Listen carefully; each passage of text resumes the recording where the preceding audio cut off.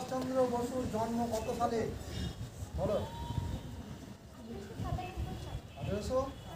সুভাষচন্দ্র বসু কি ছদ্মনাম নিয়ে চলে গেছিলেন ভারত থেকে?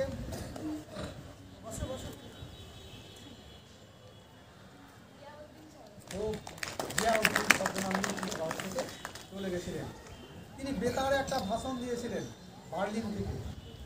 সেই ভাষণে একটা কথা বলেছিলেন, আমাদের জাপানে গিয়ে সুভাষচন্দ্র বসু তার সহযোগী একজন বন্ধুকে পেয়েছিলেন, যিনি আজাদ হিন্দ বাহিনীটা গঠন করেছিলেন। পরে সুভাষচন্দ্রকে দায়িত্ব দেওয়া হয়েছিল। সুভাষচন্দ্র বসুর আরেকজনের নাম পেয়েছি আমরা।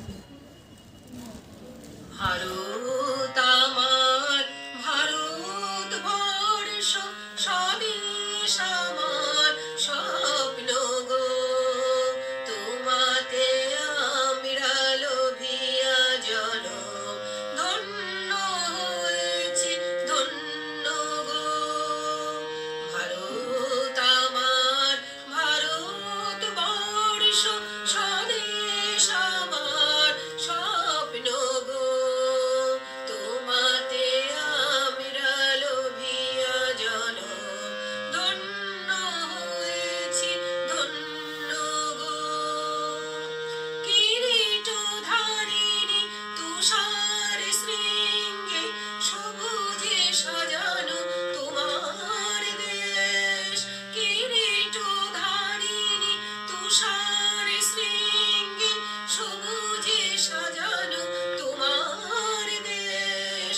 তোমার উপমা তুমি তোমা, তোমার উপমা তুমি তোমা, তোমার রূপে নাহি তো শেষ।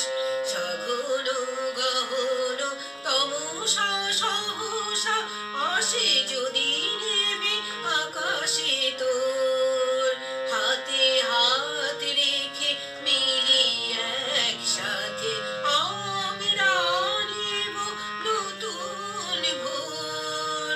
ভারত আমার, ভারত বর্ষ স্বদেশ আমার, স্বপ্ন গো তোমাতে আমরা লোভিয়া জনম ধন্য হয়েছি, ধন্য গো।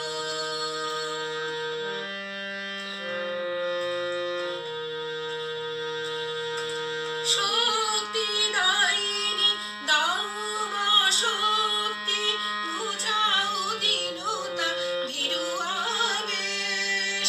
শক্তি দায়িনী দাও মা শক্তি, বুঝাও দীনতা ভীরু আবেশ।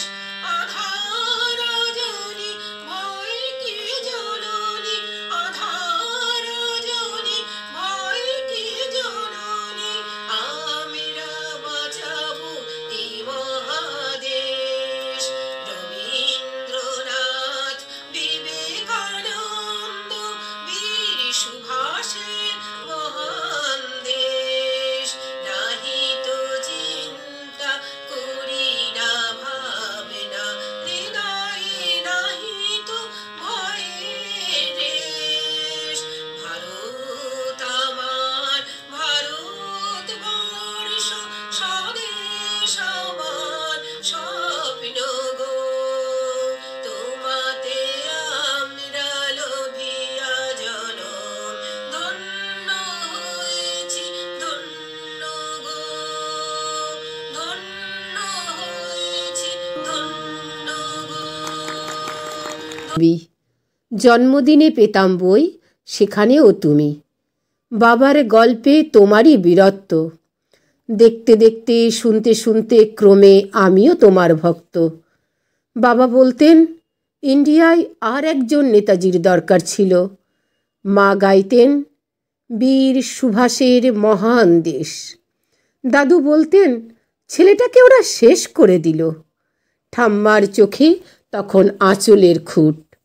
এসবের মধ্যে বড় হওয়া আমিও কেমন একটা ঘোরের মধ্যে থাকতাম। পারতে, তুমি সব পারতে, যদি আর একবার তোমাকে আমাদের মধ্যে পেতাম। আজ উত্তর 50-এও আমার একই ঘোর। তুমিই পারতে, কেননা দেশের মাটিতে দেশপ্রেমের মতো জোরালো একটা ঝাঁকুনি দেবার ক্ষমতা তখন আর কারও ছিল না। এখন আছে কি? তোমার হারিয়ে যাবার পর দেশে কত কমিশন বসেছে। ভারতের পূর্ব, পশ্চিম, উত্তর, দক্ষিণে কোনো বীর, কোনো সন্ত, কোনো দয়ালু বৃদ্ধকে দেখে ভুল করেছে সবাই, ছুটে গেছে তুমি মনে করে, ফিরেছে মাথা নেড়ে। তবুও তোমাকে পাবার আশায় বুক বেঁধেছে। তুমি তো শুধু বসুবাড়ির নও, গোটা ভারতবর্ষের মণিকোঠার হীরক, যার আলোর শুভ্রতা কালোকে সাদা করতে পারে। এই বিশ্বাসে ভর করে সবাই ভেবেছিল তুমি আসবে, আসবেই, কিন্তু এলে না। কেটে গেল জীবনের অনেকগুলো বছর, পেরিয়ে এলাম অনেক গলি খুঁজি। তুমি এখন বিমানবন্দরে, সভা সমিতিতে, রিসার্চ ব্যুরোতে, এমনকি ছেলের নামকরণেও। শুধু হৃদয়ে যেন দোলা দেয় না। জানো, তোমার জন্মদিনটা এখন সবাই ছুটির দিন বলে আয়েশ করে উপভোগ করে। আর ছেলেরা, তারা তো এখন দেশ থেকে বিদেশের খবরই বেশি রাখে। আর মেয়েরা, তারাও স্বাধীনতার ভেলায় চড়ে হতচকিত। শুধু মাটিটা কাঁদে। সেই কান্না যেন ভূমিকম্প, খরা, এলনিনো, বন্যা হয়ে চারিদিক ভাসিয়ে দেয়। এখনও অভিমান করে শুয়ে থাকবে রেনকোজিতে? আজও যখন ঘাড়ের ওপর AK-47 নিঃশ্বাস, রক্তের হরিখেলা ধর্মের জিগিরে, তখন শোনাও সেই আওয়াজ, আমি সুভাষ বলছি। মেয়েটা দৌড়ে এসে বলবে, মা, মা দেখো, উনি আসছেন। পাশের বাড়ির মেসোমশাই ডাকবেন জানালা দিয়ে, বৌমা, আমি বলিনি উনি ফিরে আসবেন? জানালার ধারে দাঁড়াবেন মায়েরা, তাদের ডান হাতে শঙ্খ, বাঁ চোখে জল, নদী হবে উত্তল, নৌকা বেসামাল। পরাণ মাঝিও চেঁচাবে, উনি আসতেছেন। সবুজ মাঠে শিশুদের হাতে পতাকার দোলা। উনি আসছেন, উনি আসছেন, উনি ফিরে আসছেন। তোমার হারিয়ে যাওয়া জন্মদিনের ভিতর থেকে উঠে আসুক আরও একটা 23-এ। আজ এই মুহূর্তে দাঁড়িয়ে তোমাকে আমার এই চিঠি। প্রণাম নিও নেতাজি, ভালো থেকো, প্রণাম নিও।